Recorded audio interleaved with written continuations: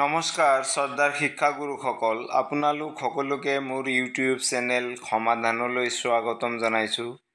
এতিয়াও যদি মোৰ চেনেলটো ছাবস্ক্ৰাইব কৰা নাই, আপোনালোকে ছাবস্ক্ৰাইব কৰি ল'ব। এই চিঠিৰ ওপৰত ভিডিঅ'টো বনাইছোঁ। আজিৰ ভিডিঅ'টোত 2024 বৰ্ষৰ স্বাধীনতা দিৱস উপলক্ষে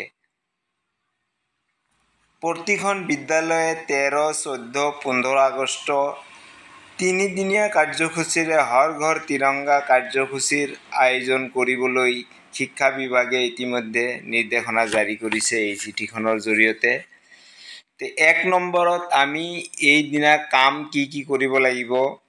1 নম্বৰত সকলো ছাত্ৰ ছাত্ৰীক উৎসাহিত কৰিবৰ বাবে প্ৰতিজনে যাতে জাতীয় পতাকাখনি নিজ নিজ ঘৰত উত্তোলন কৰি তাৰ এটা সেলফি ফটো www.harghartiranga.com ৱেবছাইটত আপলোড কৰে।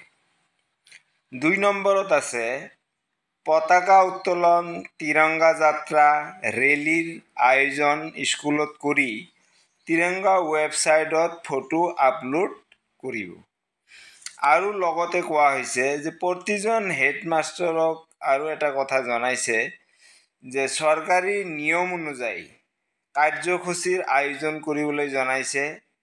ভিডিঅ'টো ইমানেই। ধন্যবাদ।